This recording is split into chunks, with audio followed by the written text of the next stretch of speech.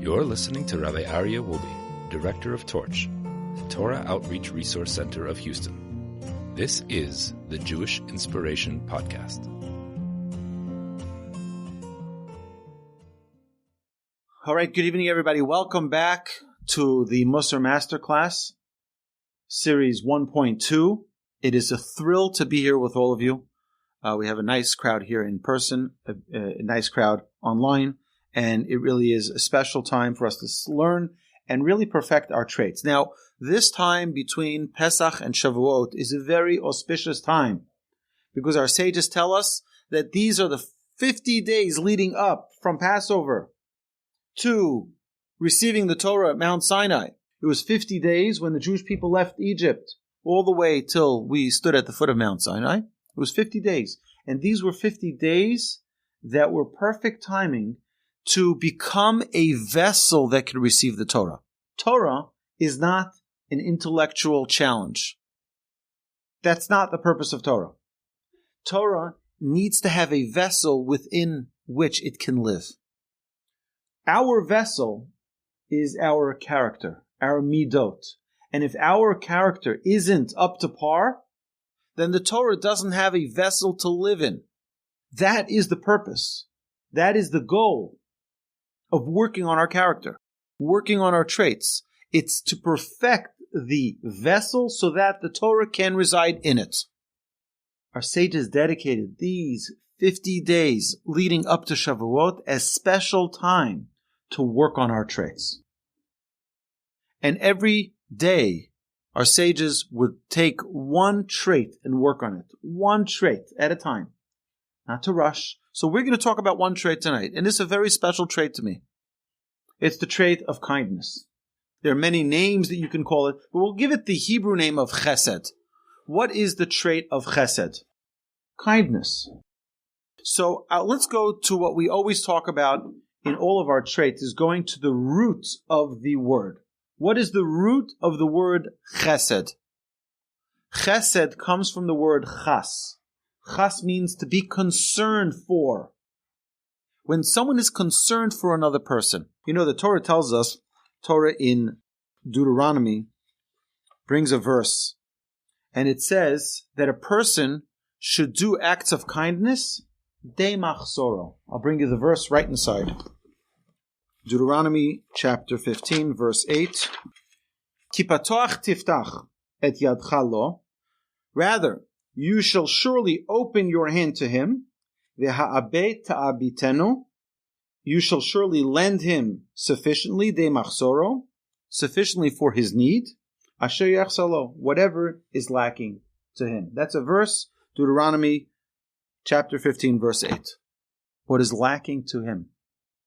Do you know, someone comes over to you and says, can you spare $1? I need to go eat something. What is he lacking? He's lacking food. He's lacking a lot more than just money. He's lacking a job. He's lacking a place to live, most likely. De machsoro means getting into what the lacking of that person is. I'll give you an example. I think we spoke about this example in one of the recent classes, so excuse me for the repetition. But there was a man who once came to the rabbi right before Pesach, right before the Seder, and he says to the rabbi, is it okay if I drink 4 glasses of milk instead of 4 glasses of wine? We know we're supposed to have the 4 cups of wine. Yes, is it okay if I have the 4 glasses of milk instead? So the rabbi says, hold on a second. He goes to his office and he comes back and he gives him an envelope with money. His wife says, what are you giving him an envelope with money? Just answer his question. He asked the question, is milk okay as a substitute for wine? The rabbi says, if he's asking that, it means he doesn't either have money for meat. It means he's a poor person. And if he's a poor person, I'm not going to give him enough money for wine. I have to give him also enough money for meat. That is de machsor. You're understanding, you're listening to what's really going on. Many times we think that kindness is what I am willing to do. Now, I may not be able to fulfill the other person's need. I may not be able to. In fact, the example given in Rashi on that verse, on the comment in the commentary Rashi, He says the most incredible thing. He says, even, imagine like this, okay? We have two people. One person, very simple lifestyle, and would take public transportation, and that's the norm of how he lives his life. You have another individual who was the CEO of a big Fortune 500 company. And he lost his job, lost his home, lost his Bentley, or his Rolls Royce, his chauffeur, and now he needs to ride in public transportation. Which one is lacking more? They're both human beings. But you realize that one was used to a lifestyle that now is lacking severely. You know what it means to do kindness? The first level, understand what they're lacking. It doesn't mean that you have to fulfill it. I can't fulfill that. There's no way that I can get him his Bentley, and no way I can get him his fancy house in River Oaks, and there's no way I can get him a new private jet, but I can at least understand and I can feel the pain of his lacking. That's the first step in kindness. Understand what someone else is going through. So the root word of chas for chesed, which is kindness, is concern. Have concern for someone else. Once you have concern, everything else is easy to solve. But feel what they're going through. So where does this trait come from?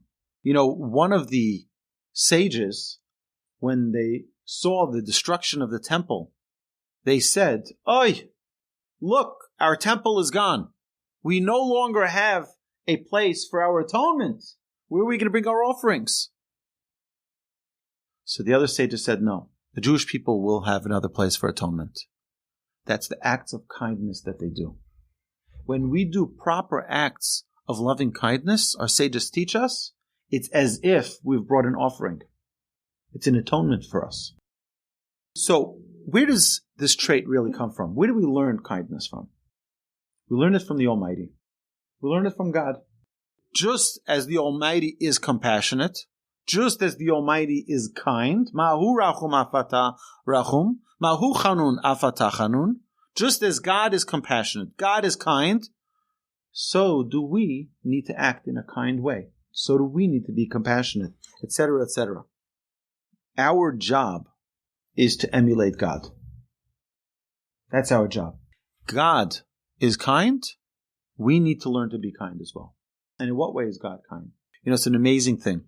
We talked about walking into the supermarket and seeing the coloring book of God. You see the fruits and vegetables. You ever wonder? But we say a blessing after we eat a meal. We say in the Birkat HaMazon, in the grace after meals, the most incredible blessings, thanking God. One of the things that we say, that God gave us all goodness. But you know how God gave it to us? Bechein, bechesed, uverachamim. Bechein with grace, bechesed with kindness, uverachamim with compassion. You understand that every one of our fruits didn't have to taste unique. They didn't need to smell unique scent, aroma. They didn't need to feel a different texture. But if you realize every single fruit on planet Earth has a different smell, has a different shape, has a different color, that's unique.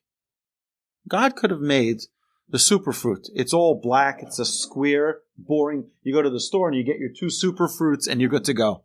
And it gives you all the nutrition. No. God wants you to have the beautiful bananas and the peppers and every single fruit and vegetable is special. It's unique. You know why?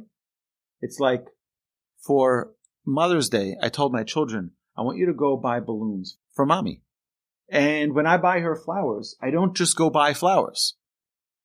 I'm standing over there like I'm some, green thumb specialist here. I'm looking which flowers looks the best and which shade and what color, right? And everything, which is the freshest.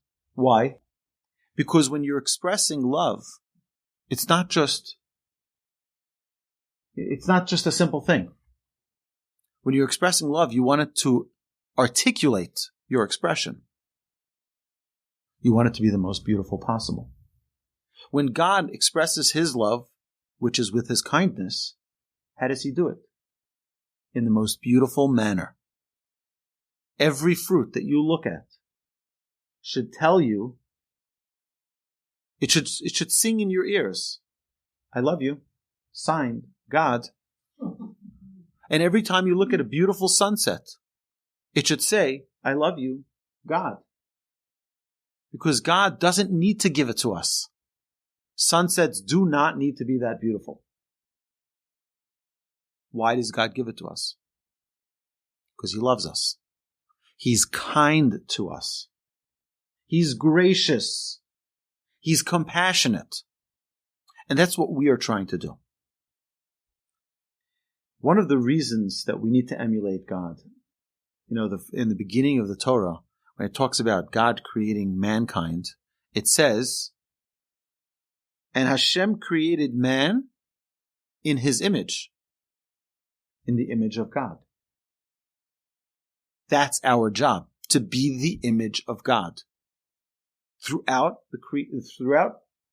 the existence after Adam and Eve, our job is to be the image of God. That when someone looks at us, they're like, oh, that's the image of God. Look, they're acting God-like. And that's our responsibility.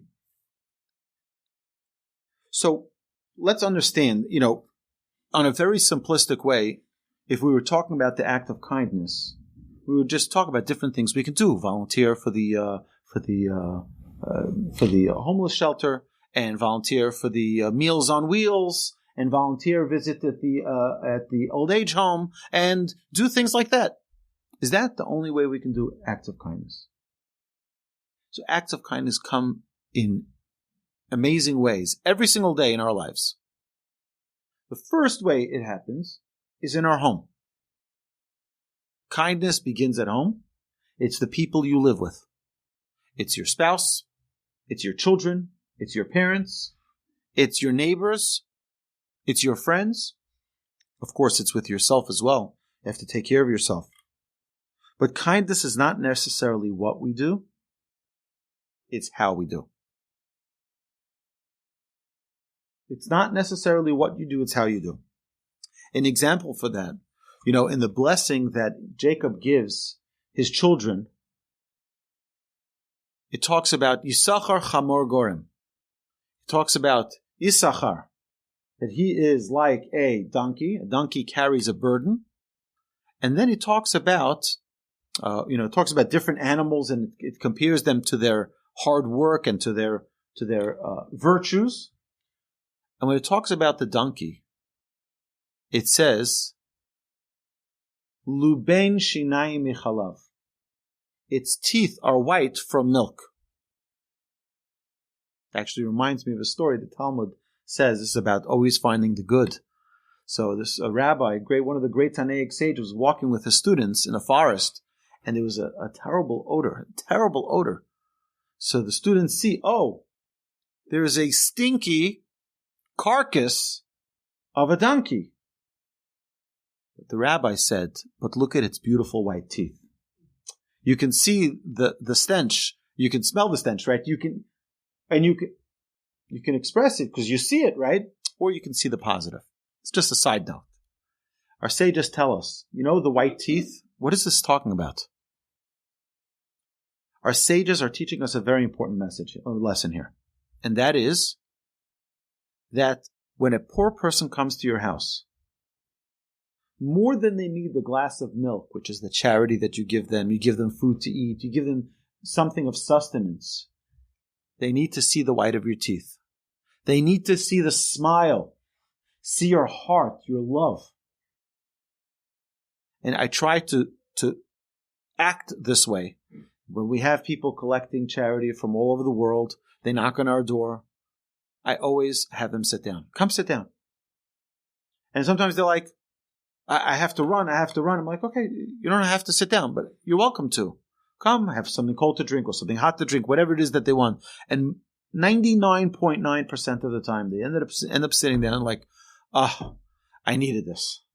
I needed to just stop a second. I needed to talk to someone. I needed to get a cold drink. Can I use your restroom? Suddenly, they realize that they need to be human as well, and it's a good thing to remind them that. But more than people need the $1 or the $20 that you're going to give them, they need the smile. They need to know that someone really loves them and cares about them. They say that finding someone a job, giving someone fish will feed them for an hour, but teaching them how to fish will feed them for a lifetime. Right? Giving someone a job, introducing someone. Oh, you need a job? Let me help you.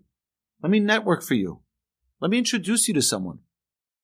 That can do much more than just, here's a handout. Nobody wants a handout. It's an interesting thing. Rabbi Dessler, the great Rabbi Dessler, he has a very famous booklet on kindness. It's called Kutras HaChesed. I would say the notes on chesed, on acts of kindness. And he says there are two types of people. There are givers and there are takers. And at every single wedding that he officiated, he would say that as long as this couple are givers, they'll be successful. The minute they become takers, happiness is beyond them. The goal in our lives, is to be givers. That's a very interesting thing, is that when a baby is born and we give a bris to the baby, or when the girl has her baby naming and they have a kiddush, we always say the same blessing for the young. And that is they should merit to Torah, to chuppah, and ma'asim tovim. The Torah, the study of Torah, to live a life of Torah. Chuppah, to canopy, to find their proper mate. And ma'asim tovim, and good deeds. The order doesn't seem right. Right? It doesn't seem right. First Torah, then good deeds, and then canopy. Sages tell us, when it really counts, the acts of kindness, it counts once you get married. That's when you learn about real kindness. I remember speaking to my rabbi many years ago, and we were talking specifically about this trait. And he gave me a trick question as to where is my biggest priority when it comes to kindness. And I told him, I don't know if this is the wrong answer, I said, but I think it's in my home. He says, oh, very good. Now we can continue. Right? People think, oh, I'm going to be a big community person, but neglect my family. I'll help and I'll volunteer and neglect my children. No. Your number one obligation of kindness is with your own family. Well, it says also it should be for yourself first, because if you don't take care of yourself and you're unhealthy, you won't be able to help other people. But the goal of every person should be to become a person of kindness for themselves, for their family, and then for the world. Torah, chuppah, ma'asim tovim, reminding us that the chuppah is just the beginning of the good deeds, of the act of kindness. That's when every single day of our lives needs to be. I tell young guys when they're dating and getting married, I said, you have to start thinking in twos. You used to think of yourself, I need one Coke. That's it I need, right? Start thinking in twos. Everything in twos. All right? Find out what it is that your significant other likes and make sure that you have plenty of it. Right? She likes a certain drink, so when you go shopping, no such thing, or at least it shouldn't. It shouldn't be that, oh, I forgot, I wasn't thinking. No. You have to think in twos. There's another type of kindness, and the other type of kindness doesn't cost you a dime. It's a smile. When you go in, I was once with a friend of mine in the elevator. Sometimes you go into an elevator in one of these office buildings and everyone's rushing to work and everyone's all proper and this one's holding the newspaper and this one was with their back and now everyone's with their phones. And it was like this like silence in the elevator, like awkward silence. And he says, oh, good day to everyone.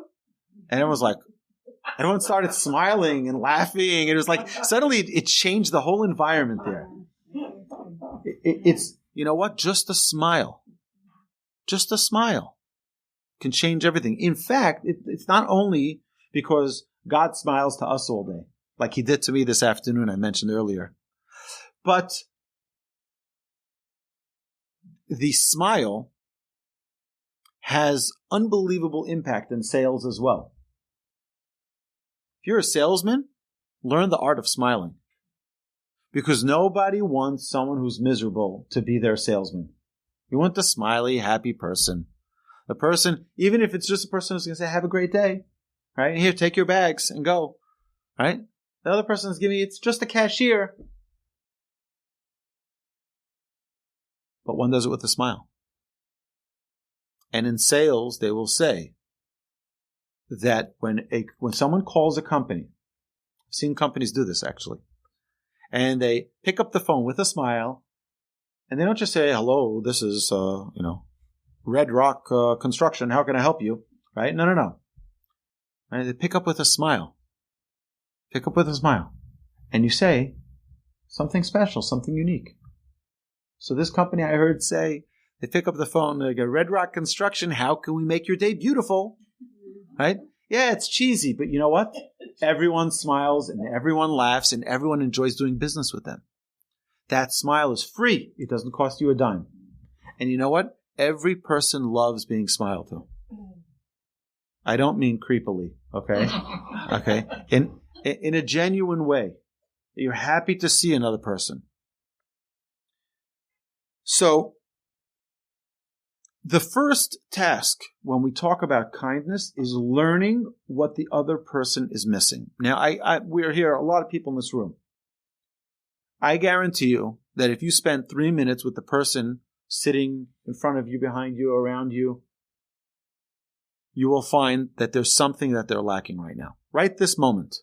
There's something. It could be a pat on their back. It could be a hug. It could be a compliment. Hey. Okay. Everybody needs something.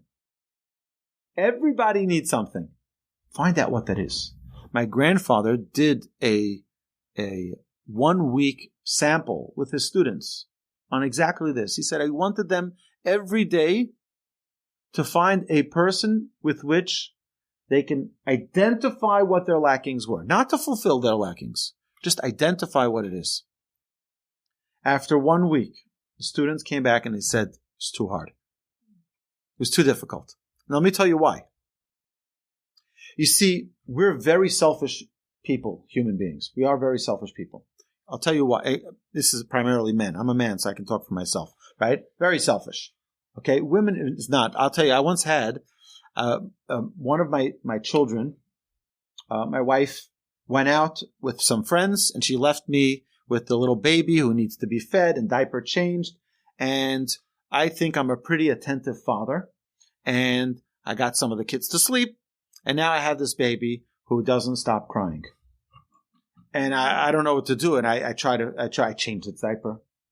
I was, singing, a lullaby. And I'm feeding it, giving it, its baby bottle, giving its pacifier. Or I didn't give it the bottle. I was just trying to pacify her. Right? I was just a pacifier. And I called my wife and said, I'm sorry. I know you're with your friends. I don't want to bother you. The baby is it's not stopping to cry. I can't figure out what's going on with it. She said, oh, it's for sure hungry. For sure thirsty. Right? For sure thirsty. And sure enough, gave it the bottle and it was very happy. Baby was happy. Right? How come I didn't know that? How come I didn't sense that? It's not an instinct that I have developed. I need to learn to still develop that. Every one of us needs to learn to develop that. But she instinctively knew in 1 millisecond what it is that he needed. Because she completely in tuned with this baby. Completely aligned. That doesn't mean that men cannot. It just means that we're not as in tuned.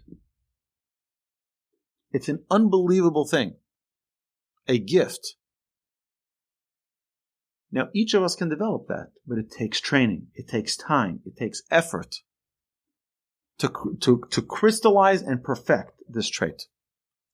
It starts by recognizing that people around you need something.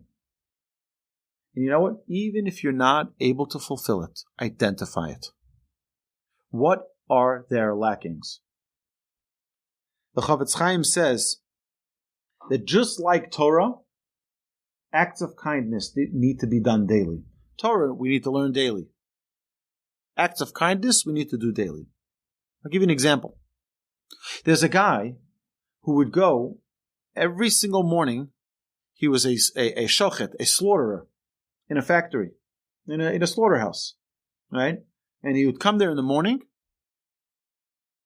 and he'd leave in the evening, and he'd come with a whole group of it's a shochet. A shochet is a slaughterer, right? A ritual slaughterer, and every kosher animal needs to be slaughtered properly, and this is in Israel. And they'd come in the morning, they'd leave in the evening, every single day. One day, the owner of the factory is locking up. He locks up. As he's leaving, the security guard stops him and he says, "You can't leave." So what do you mean I can't leave? He says, "I locked up. Everything is closed." He says, "No, there's someone still there." He says, "I checked. There's no one there." He says, "Someone is still there." And sure enough, they checked the building, and in one of the freezers, one of the shochets was there. So the owner tells him, "How did you know? How did you know that he was still there?" He says, "Because every single day when he comes in the morning, he says good morning, and every single evening he says good evening. And I was waiting for my good evening this night, and he didn't give it to me. I knew he was still inside." The power, right? It's an unbelievable thing. Acts of kindness need to be performed daily, just like everything else that we do. The word noten, to give, the word noten, which means to give, is a palindrome. Nun, taf, nun, and it comes back. What you give, you will get in return. There's a story I read today about a man in Israel who ordered a very, very expensive antique clock for $50,000. He's been wanting this clock for a very long time, a very expensive clock, obviously, and he put aside in his safe $50,000. He was waiting many months till it was getting shipped in from probably Switzerland or wherever this clock is being fabricated, and he gets a phone call. "Your clock just arrived in the shores of Israel on the boat, and we're ready to deliver it." He says, "I'm actually right now in China on a business trip. When I get back, I'll be ready for you to deliver it." Hangs up the phone. A second later, he gets another phone call. What's that other phone call? Other phone call is someone says, there's this family that lives in Bnei Brak, and the family is a young family, several children, and their house had a big fire. And they didn't have insurance, and there's $100,000 of damage. Can you help? Can you help? See, he's thinking, clock or help? Clock or help? Going back and forth. Clock or help? What should I do? See, he says, help. Calls him back and says, sending you $50,000. Okay. 3 years later, his son lives in a moshav called Bet Meir. And over Shabbat, there was a fire in that moshav. And after Shabbat, he hears the news of this terrible fire that ravaged the moshav. And the son is unsure. He's coming back home after Shabbos to see the damage of what happened. And the house next to him burned down completely on both sides. The house behind him on the other street burned down completely. And his house that was owned by his father, not even a bush was burnt. Not even a bush was burnt. And the father says, I know why. Now, obviously we don't know why, but he said, it's because of that $50,000 that I gave to the family that their house burnt down. God is now repaying me. Now, we don't know the exact calculations of God. But there's always, when you give, you get back. We don't know how. And sometimes it's the most mysterious ways. And sometimes it's not immediate. I had an individual tell me, he says, Rabbi, we learn, the Torah teaches us, that you can test God on very limited things. One of them is on your tithe. Someone who tithes can test God that he will get it back in return. An amazing thing. Test God. Uvchanuni na bazos. You can test me, God says. Give charity, you're not going to lose out, ever. So, this friend of mine, went with him for a long walk, and he says to me, I'll be honest with you, he says, I'm meticulous about my charity. I'm meticulous, he said. Every dollar I earn, I give a tithe plus. Every dollar. He says, last year, I didn't even make back half of it. He says, till now, it's almost exact. He says, the last year wasn't even close. So, what do you answer?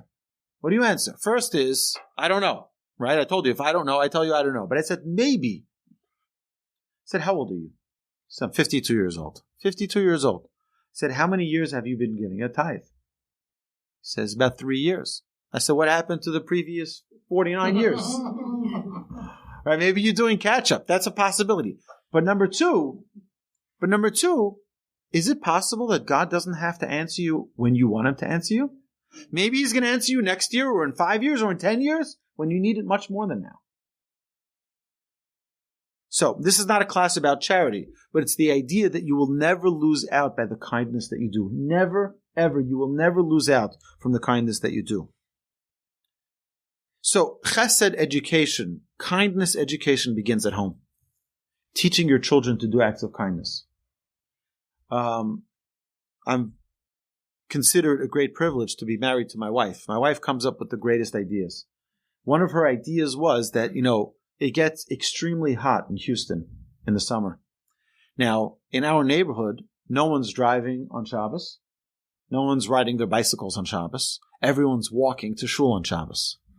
And we live in Grand Central Station. So my wife is like, it'd be nice if we offered people cold water on a 97-degree hot Shabbos day. So we bought this big, bright orange water cooler, and every Friday we get a delivery of fresh spring water bottles and a couple of packs of ice, and we put it in the fridge and freezer. And Shabbos morning, we put it out in that cooler, and we have cups for it, and people passing by the entire day stop by to get a drink of cold water. Now, that's a great act of kindness, but I want to tell you what I think is the best part of this whole thing, and the absolute greatest gift. And that is, my children are so excited about this, that every Shabbos morning, when I wake up, they already have everything ready on the kitchen counter, prepared, because they're so excited. What are they excited for? They're excited so that they can help other people. And that's, to me, the greatest gift of it all. Is that hopefully, we're able, through this act of kindness, to teach our children to always be looking out for other people. To teach our children, think about other people, do something nice for other people. That's hopefully the added benefit, but it needs to be taught. I'll tell you an amazing story. Anybody ever heard of the Reichmans? The Reichmans were the wealthiest Jewish family. I remember 1986, I believe it was. They were on the front cover of the U.S. News and World Report, the two brothers, Reichman brothers, as the second wealthiest human beings on planet Earth. They're Torah-observant Orthodox Jews from Canada. Right, today you have Jeff Bezos and you have all these other Elon Musks of the world, right? But these two brothers were the most incredible people of kindness. I heard this from one of their sons. And he was when I met him, he was probably 26 years old. Young guy. he told me that his father, when he would give charity to rabbis in yeshivas, he'd call him into the room as a little boy, and he would give him a pen and a checkbook, and he'd say, here, fill it out. And he'd say, this and this yeshiva, $100,000. And the child would have to learn to write a check out for $100,000. Like, you have a secretary who can write it out for you. You can write it out for yourself. What are you asking a 12-year-old kid to write it out? He says, because one day you're going to inherit this money. And I want you to know how to give. You need to, it's part of the education of a parent. Teach your child, especially a child that comes from such financial blessing. Teach the child how to give. It's something that we can do. If you're giving, and I do this with my children, not the same way, but when these people come to our home, I give my child the check. I say, here, give it. I want them to learn. Be a giver. Be a giver. Practice that muscle of being a giver. We have to find ways to do something completely selfless, where you have no benefit in return. Many times we like to do kindness where I get a return. It's my child's school, so I'm going to do something for my child's school because it's my child's school and I appreciate what they do for me. It is a return. I'll tell you an amazing story. I was here in Houston about 16 years ago, and I went, the Shalom Zachar is the celebration that you have the first night of a baby boy's life. The first, there are many reasons where we can get into it at a different time. So I went to a family's Shalom Zachar, and there's someone who walks over to me. He says to me, Are you Wolbe? I said, yes. He says, oh, I know you. I know your father from when you... He says, I remember you when you were a little kid. Thank you. He says, we were talking. He says, I need to tell you a story. I've never told this story to anybody. And if your father finds out that I tell you the story, he's also going to be very upset that I tell you the story. He said, I used to come. He runs an orphanage. Runs an orphanage for girls in Jerusalem. So he'd come to the United States, and the first time he came to the United States on one of these fundraising trips, he didn't know where to go. Where should he go? Where should he stay? He doesn't know anybody in America. Someone gave him my parents' number. He says, call them. They'll have you happily. So he comes, he stays by my parents' house, and they hit it off. And then every year after that, he comes and he stays by my parents' house. So one year, and my father was a simple businessman, not a very wealthy man. Always lived a very simple life. Still does. And one year, my father gives him a very large check. Very large. So he looks at it and his eyes almost pop out. He says, are you sure you can afford this? He says, no, I'm definitely sure I can't afford it. He says, but I made a promise that if a certain business deal goes through, I'm going to give a large sum of money. I think it was a certain percentage of what he made, which was a lot. I'm going to give it to charity. It was a very large amount. She says, so why are you giving it to me? He says, give it to your shul, give it to your children's school, give it to something. He says, I'm going to give it to my children's school. The next year, they're going to call me up and say, we'd like you to be honored. We'd like to, and they go to the shul and they're going to say, we have a big award to give you. It's going to become, he says, your organization is an orphanage. Your organization is in Jerusalem. Hopefully, no, not me and not my family will ever need your institution. I don't want to have any return from this. I don't want it to be a tit for tat. I want it to be a completely selfless giving. And don't expect this next year. Yeah. And don't tell anybody that I ever did this. So this happened probably 25 years or more before I heard the story. Of course, you can imagine right after Shabbos, I pick up the phone and I call my father. I'm like, aha, is this true? Is this true? And he says, who told you that story? He was very upset that the story had leaked. But that, I think, is a great example of how we don't give because we benefit. Give selflessly, completely selflessly. You know why? Because God gives selflessly.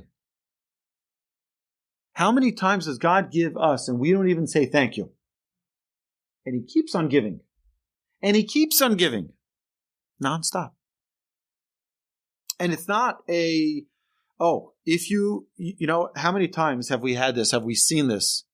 Oh, they better not ever come ask me for money if that's the way they say thank you. Right? You've heard that before, right? You don't say thank you, you're not getting again. God doesn't say that. God doesn't say, oh, you had lunch yesterday and you didn't say thank you, you're not getting dinner. Doesn't say that. He's gracious. He's kind. He's compassionate. Because God knows He loves us. And He knows that one day we'll get it. One day we'll understand. And by emulating God, we learn a little bit of what it means to be great. Learning to be a giver, you will gain an appetite for giving. And you'll want to give endlessly. It's such a, I know a family. I've mentioned this family many times in the past in these classes, but it's a family that doesn't know how to survive without giving. They're such amazing givers. It's an unbelievable thing. Givers and givers and givers. That's it they know how to do is give. So, I recently was in Israel in the beginning of the month of March. I was in Israel to visit my 2 children who are learning in Israel this year. And it was an incredible trip, very short trip, but an incredible trip. So before I went on this trip, I spoke to a friend of mine in Israel. He says, oh, you're coming from America. Can you do me a favor? I need this and this from duty free. They only sell it in duty free. Can you please, before you arrive here, pick one up in duty free? I'll pay you exactly what you paid, even more, whatever it is. I need this product. Okay, I said no problem. Sure enough, I was in duty free. I got them what they wanted, and I get there, and I call him up. I say, "Hey, how are you? Where can I drop it off?" He says, "No, I'll come pick it up from you." So, close family friends for many decades and decades. So my parents grew up, my father grew up with this whole family. And I bring him the thing. He says, how much is it? I sent him a picture of the receipt, $171.65. He has an envelope sealed, $171.65. He says, this is for this. So thank you very much. Whoa, you're not going anywhere. He says, but this is because I love you. So what was the matter? So there's a very interesting halacha. Halacha says that you can't charge interest. Jews not allowed to charge interest. Right? You can't overpay. So if I paid $171.65, he's not allowed to pay me $172. He has to pay $171.65, 64 cents, whatever it is. That's what he has to pay. And that's what the halacha teaches us. Just keep it. It's okay. No. So this individual works in the Knesset. And he bought me and my wife as a gift 2 items from the Knesset. The official Knesset pen and the official Knesset notebook. I hope it's only truth that goes into that notebook, because there's a lot of unsavory things that happen in that Knesset. But it's just, and I said to him, it's not necessary. Please, let me just you can keep. No. He doesn't know how to see someone and not do an act of kindness to them. He doesn't know. They don't. You understand? You understand what that means? I'll tell you even a more drastic story than this. I shared it here, I think, but please forgive me. Okay, it's an amazing, amazing story. There is a a grandchild from this family was a stillborn baby. And a stillborn baby, you still have to give it a bris, and you have to give it a funeral and a burial, as you do for anyone else. So it's very sad. It's tragic, right? Listen to what the grandfather did. The grandfather had known that there were two families in that city, in that community, that were in a feud for decades. This family and this family, arch nemesis families, they are, okay. Nothing to talk about. See, he calls up the head of one of those families, and he says to him, my grandchild was a stillborn baby, about to bury the baby. Oh, I'm so sorry to hear that, Rabbi. He says, I want you to please come to my house. Okay, sure, whatever you say. Calls the other family, he tells them the same thing. Sure enough, they both show up on the doorstep of the rabbi, and they're looking at each other. Does the rabbi not know? Does the rabbi not know that we don't talk? That the rabbi walks out of the house with this baby, lifeless baby, and he turns to the two of them, and he says, this baby is going back to the world to come, not having done a single mitzvah. I want the two of you to make peace, and that be the baby's mitzvah. And they made peace. That is the greatest kindness. Someone is in such tragic loss, and the only thing he can think about is, how can I help someone with this? How can I bring kindness to this world?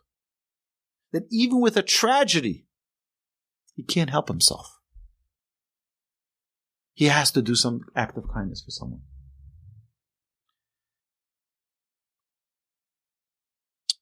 I will share with you a story. I think I may have mentioned this at the beginning of the previous Masterclass series. But I had my own experience with giving. When I came to Israel,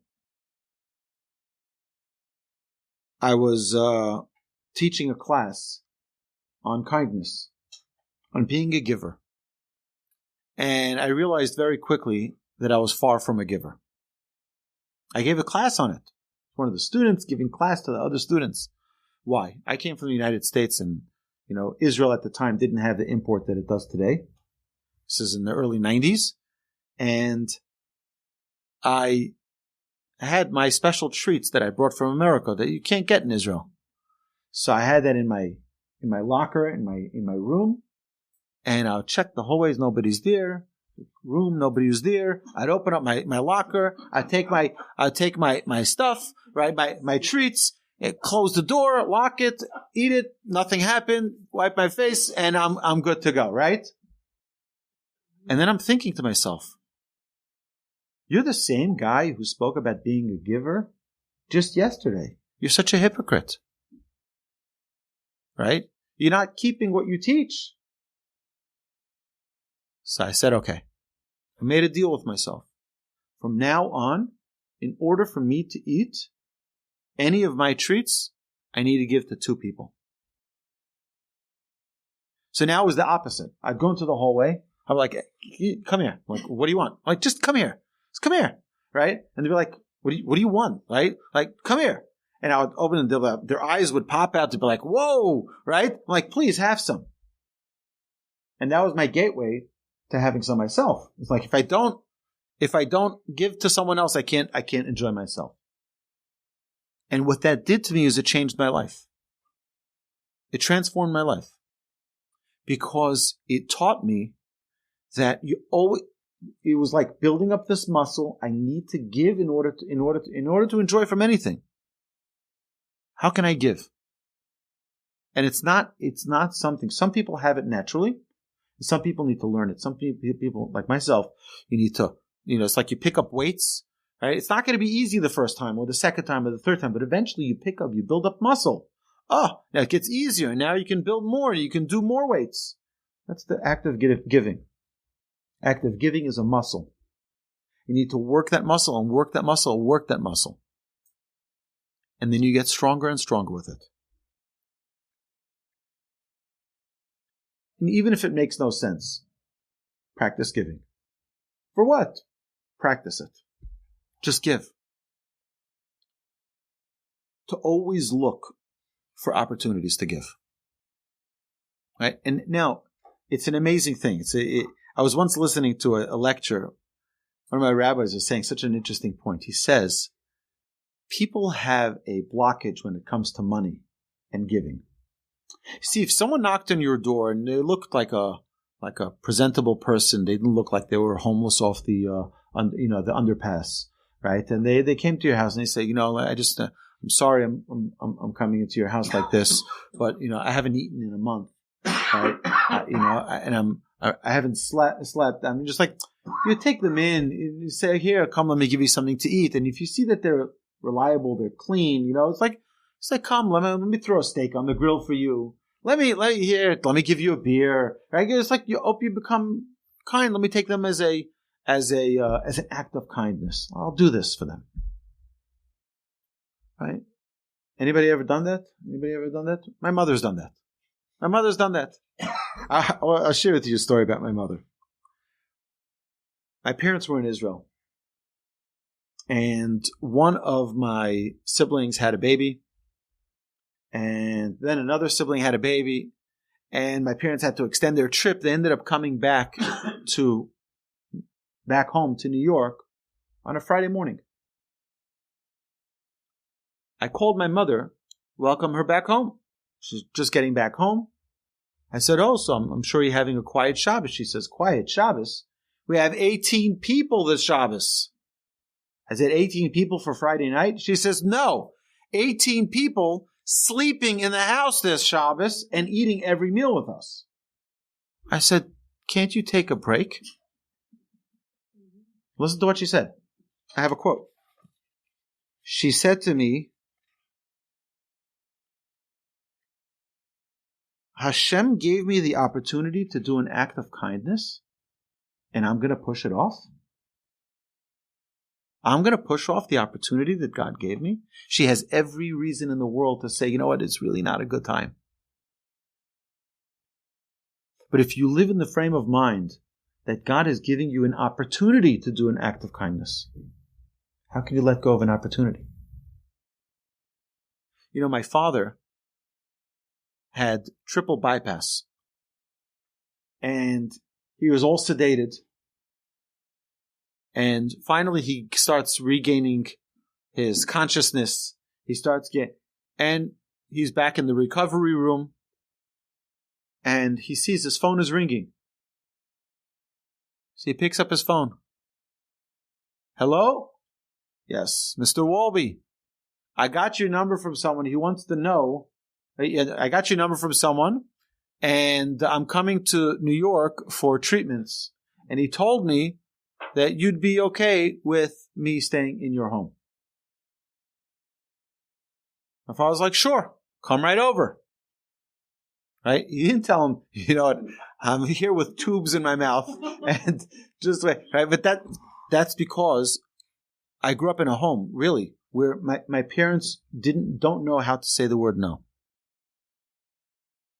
And that kindness is an enormous, enormous gift and an opportunity to hopefully be godlike. To be godlike. To emulate God in everything that we do. So to do this, we're going to need to get out of our comfort zone sometimes. Because kindness doesn't always go by our watch. It doesn't always go how I want to do it. I'll give you an example. Well, I can volunteer for your organization, but only between 2:30 and 3 o'clock on Wednesdays. Well, at 2:30 and 3 o'clock on Wednesdays doesn't work for us, ma'am. So I'm going to find another organization who cares about my, that, right? And you've heard that before, right? Yeah, right? So the idea is that kindness doesn't go by me. Kindness goes by thee, right? What do you need? What do you need? How can I help you? and to find ways to be there for other people. So, yeah, chesed, we talk about doing acts of kindness. But how do we do those acts of kindness when it doesn't fit my schedule, when it doesn't fit my budget, when it doesn't fit my preference, when it doesn't fit my convenience? There is a special mitzvah to loan someone money. There's a special mitzvah to give charity. But if the person is too embarrassed to take charity, they don't want to hand out. You know what the Torah tells us to do? Give it to them as a loan. Give it to them as a loan. They have their dignity saved that they didn't come for a handout. They think it's a loan and never collect it. And that way, it's a charity. Right? Now, I've seen this multiple times where someone came over to me and says, you know, that guy, he borrowed money, never gave me the money. If he would have asked me for the money, I would have given it to him. But he borrowed it and never paid it back. Right? You know what that means? That means that it just wasn't on my terms. Right? It wasn't on my terms. So what's if it's not on your terms? Kindness is not always on your terms. It's the heart that matters.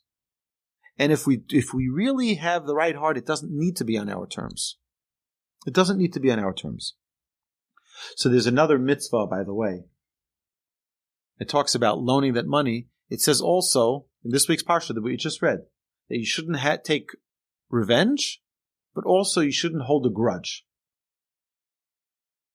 All right? So if you go to your neighbor's house and say, would you have a cup of sugar? And they're like, no, I'm not giving you a cup of sugar. I have a cup of sugar. I'm not giving it to you. Okay? A day later, they come to you and they say, do you have 2 tablespoons of salt? So not holding a grudge would be the following.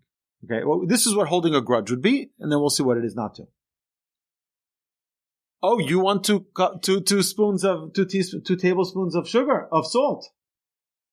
I'm going to give it to you, not like you. Not like you who didn't give me yesterday. I'm going to give it to you. Right? That's holding a grudge. You're not allowed to do that. Think about that. Why does the Torah tell us not to do that? Because we never know the circumstance of another person. We never know the situation they're in. We never know the challenge they're facing. Don't hold a grudge. They ask you for a favor in return. Oh, he didn't invite me for their child's wedding. I'm not inviting them to my child's wedding. Also, we mentioned this previously, but also giving without expecting returns. Giving without expecting returns. Right? Without the name on the wall, and without the recognition, and without the big posters and the big notices, and with the big announcements, and So why does the Torah want us to be givers? Think about this for a second. We talked a lot about being givers. Why does God want us to be givers? It's an amazing thing. It goes a little bit with what's going on in current events, but we're not going to talk about the current events part. What is really ours? What is really ours? It's not ours. We think that the money that is in my bank account is mine. No. Hashem says, you're just a money manager for me. Because today it's yours, tomorrow it's gone. People think it's me, it's mine, and they relate to it in a way that's very personal. It's mine. Or you can realize Hashem gives it to you. So I want you to distribute it for me. Imagine you have a sales distributor. You sell boxes of tissues. So you manufacture them and you send them to your distributor, and he's going to send them out to everybody. He doesn't want to distribute them. I'm keeping them in my warehouse. What are you going to do? Get a new distributor. I didn't ask you to hold on to it. I asked you to distribute them. God sends us to be his distributor, and we say, no. I'm going to hold on to it. I'm going to hold on to it. I'll tell you an amazing story. There's a man who's a very, very wealthy businessman from California. And he gave a big speech once, and he said, I want you to know something. There's a promise that's given in the Torah. There's a promise that's given in the Torah. If you give, you'll get more to give. He says, I don't understand. I have many friends who were very, very successful, who gave a lot of charity, and they didn't get more. They lost their fortunes. Is that the promise? Is that the promise? He says, and me, I was wondering, why did God keep on giving me more? So it's a real question to ask.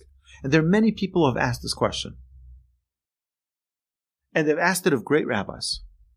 How come you see people who are wealthy, who are very charitable, and they lost their wealth? And yet you see other people, they keep on their success, keeps on giving. See, he says, I want to offer my own answer. He says, because there are people who do selective giving. They give selective giving. You'll accept my child to your school, I'll give you money. You're going to take my daughter into your school, I'll give you money. Oh, this is the shul my cousin goes to, I'll give you. Torch in Houston? What do I have to do with Torch in Houston? You don't mean anything to me, right? I'm not giving you anything, right? He says, but there are those who give indiscriminate giving. They don't only give what they get, what they receive from. They give to everyone. Because imagine you had your secretary who gives out the checks for you. You tell them, send $50 to this one, $100 to that one. You tell them who to give out the money to. And then you find out that there are some people that they're not giving to. Because this one curries favor with them. And this one helps their child out. This one helps out their friend. And they start playing favorites. Is it their money? It's my money. You don't pick favorites with my money.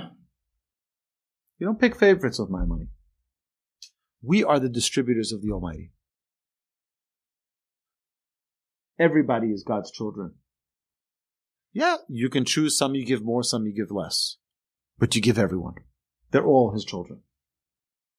And it's an unbelievable perspective to always, and it's a blessing that we bless people, to always be the giver. Should be blessed to always be the giver. It's a remarkable thing that we're able to give.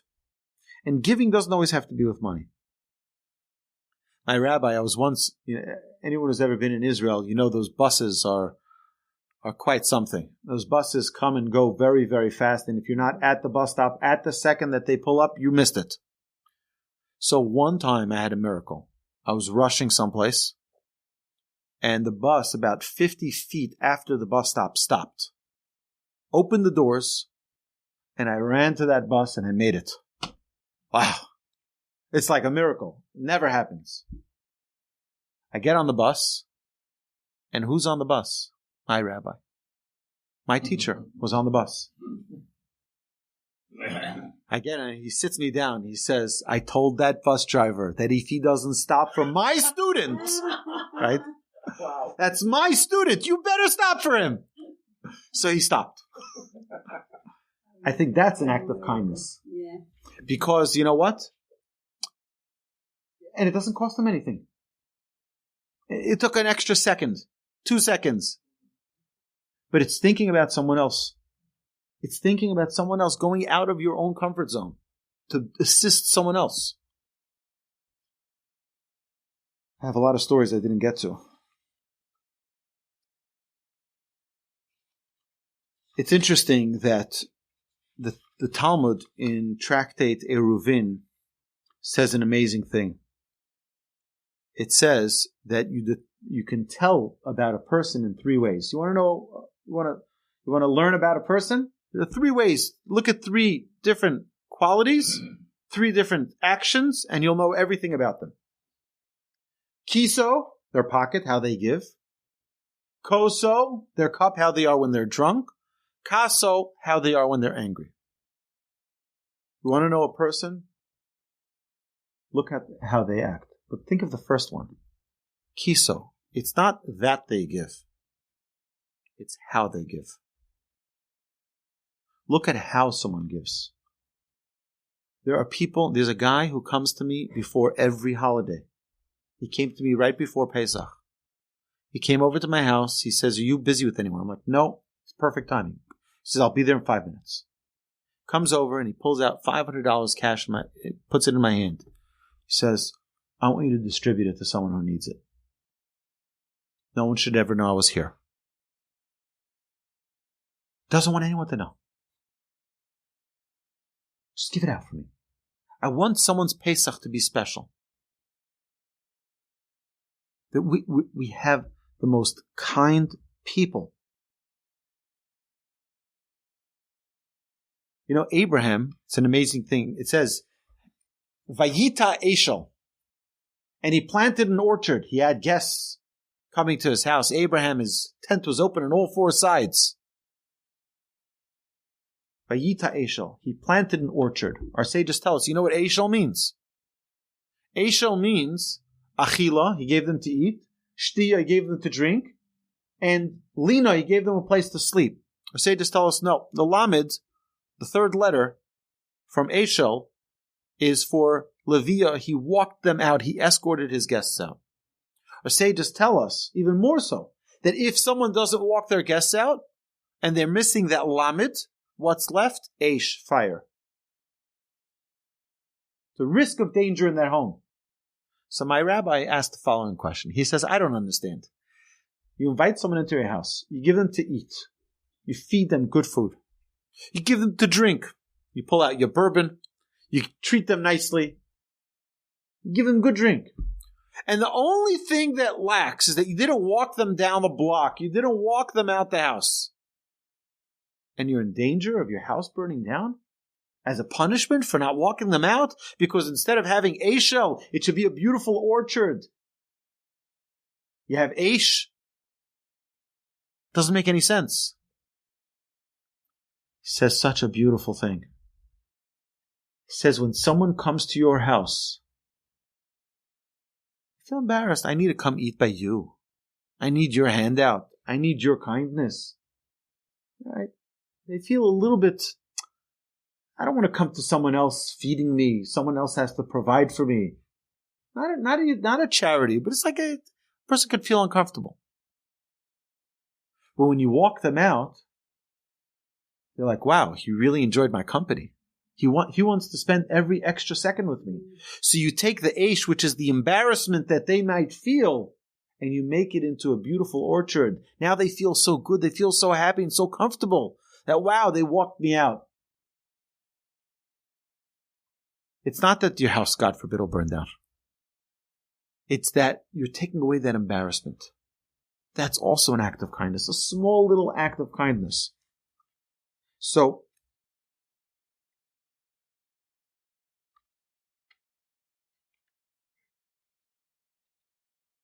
I want to finish with one more story. So, my wife's cousin, I believe their last name is Eichenthal. It's like a second cousin. They have like 18 children. They have this massive house in Borough Park. And they built their entire house so that they can host many people. And of course, they have many children. But their whole basement is a guest house for people who collect charity. People come from Israel and they're collecting from many institutions. And they have a place, a week, 2 week, 3 week. As long as they need, they have a room in their basement. Everyone has their own room. One time, Mr. I believe Eichenthal, I think his name is, was walking in his own basement. He was just passing through. One of the guys stops him. He says, do you think they're going to throw me out? I've been here for like 3 weeks already. Like, do you think they're going to throw me out? Not knowing that he's speaking to the man of the house. See, he says, I don't know. I've been here for like 20 years. They didn't kick me out yet. So there's a lot that we can continue talking about this. We can talk so much about that. I have like 30, 40 pages here, but I want to just leave off with one more note, okay? And this is that point that we mentioned, that Hashem wants us to understand that not everything is ours. I once got a phone call from a man. He says to me, Rabbi, and as many of you know, I have the privilege of being responsible for this organization, Torch, and part of that responsibility is raising funds for it. So I get a phone call from an individual. He says to me, Rabbi, I have a check waiting for you in my office. It's not a call I get very frequently. But he says, I have a check waiting for you. So I said to him, wow, thank you so much. It's so kind. Like, what happened? Like, that suddenly you're calling me? Like, it's like, what's going on? And we're good friends. But I'm like, what happened that you decided to call me on a random Tuesday and tell me I have a check waiting for you? He says, Rabbi, God has given me so much blessing. God has given me so much blessing. I feel that it's not fair that I don't give more. So I said, thank you. So his response was, if it were mine, you wouldn't get a dime. He says, but it's God's.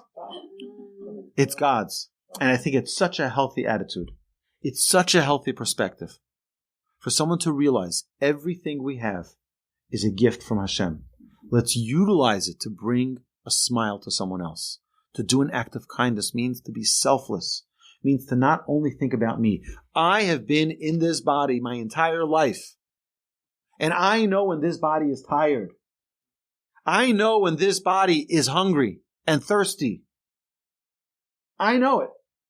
But do I know when this body does and when this body does? No, I don't. And that's what we need to learn when we do chesed. We have to be in tune to other people. Someone might be thirsty. Let's get them a drink. They don't have to beg. They don't have to ask. If we're finely in tuned, we'll know what other people need. Women have this naturally. It says that the woman understands her guests. The women understand their guests. She'll know right away. The woman will know. The man is like, busy with other things, right? I don't know. The woman will have that sense to know. They're thirsty. They want more to drink. They want another portion of that. Because they're in tune to that. They're gifted with that. Men need to learn this. And this is the number one job of any married man. And as a humanity, this is our job, to be thinking about other people. So Hashem should bless us all to have the ability, the strength, and the compassion to always be giving to everyone around us. Amen. You've been listening to the Jewish Inspiration Podcast, a Torch production. Become a supporter at torchweb.org because your assistance enables more Torah learning around the globe. To find more lessons offered by Torch, please visit torchpodcasts.com.